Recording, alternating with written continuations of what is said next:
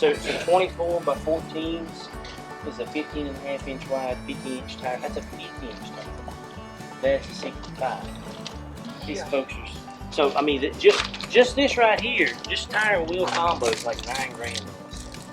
The turbo. I was about to say it looks expensive. Yeah, the turbo kit from Mass Market Assassins is like 11.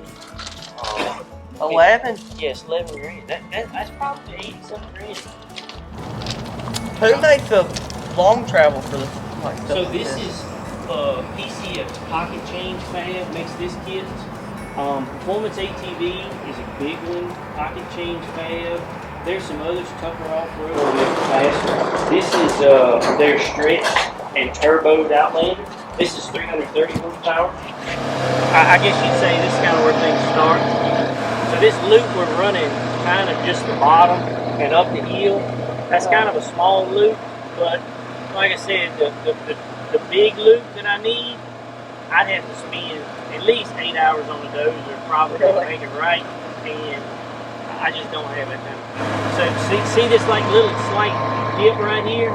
When you hit that at speed, your car gets really unsettled, which is not a big deal, but it's probably just because it's so dang stiff in the sway that's bar. the thing, the rear is super stiff. And then it just sucks because it's gotta be like that because in Mid-America they got those loops that are spaced out 10 feet and you gotta hit them wide open. Take this side. If you go this way, I didn't know which way would work. This way stuffs the front end into that berm. You stay to the left. So right here in this straightaway, you know, I'm doing 75 plus when I shut down because right on the other side of those trees, the rear end dances, and I'm scared I'm gonna flip a tree and take an A-arm off. What is your heats? Like 5 to 7 laps, or is it 15 minutes? It's 6 laps, like 9-10 minutes. Yeah. Well, I mean, in that case, 10 laps is the same as your heat there. On those trails, on that track, get you a good fill up. Don't have something dumb happen. Yep. Hit a tree. Okay. His place is pretty nice, isn't it? Huh? Have you been up here? I've been up there a long time. Man, I'm old school, man. He made that track because of people like me. I'm just getting young. Shut up, dude. We're here at the Airdam Clutches. Fixing to go zoom around the track. That is not the right home. And see if this thing's dialed.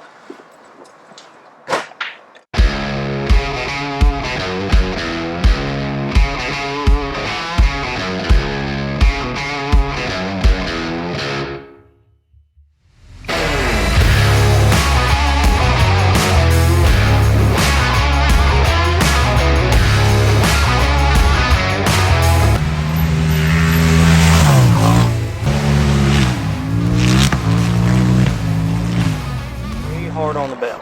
When I say very hard on the belt, it's the worst thing you can do to it because when you hit the brakes, the front end dives and the rear end comes unloaded and the rear tires will lock up.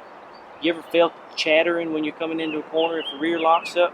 The rear is actually skipping over little chatter bumps. With the brake bias, you can lock the rears up. So the problem is the secondary is spinning the transmission gears that spin the axles and the tires. So when you come into a corner really hard and hit the brakes and lock the rear up, you lock the rear tires up, the secondary stops spinning. And when you're still in the gas with your left foot, the primary is spinning, pulling the belt tight, and your brakes are holding that secondary still. So now you've got the two clutches fighting each other. That's problem number one. The biggest problem though is when you put a new belt on. We put a belt on down there, we spread the belt. The first thing you do to get the belt tight is you roll the secondary, right? The secondary's got to roll to pull the belt back tight. So when you come in a corner, you smash the brakes with your left foot. So I basically need to be completely off the gas, right? Try to. It's way better for it. Or if you can learn to roll in the gas, roll out of the gas, and then get on the brakes, try not to do both at the same time.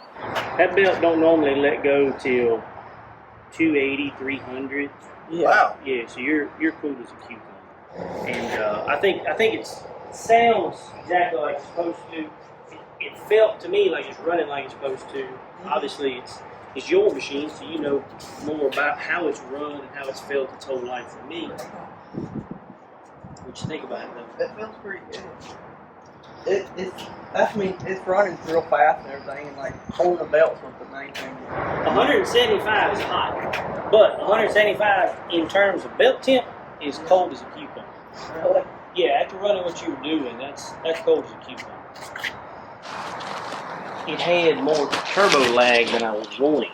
It's such a big volume of air to fill back up.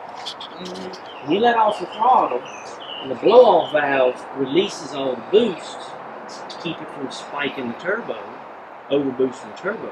As soon as it dumps all the air, you stab the gas, the turbo's got to boost back up and fill all this and that big intake back full of air.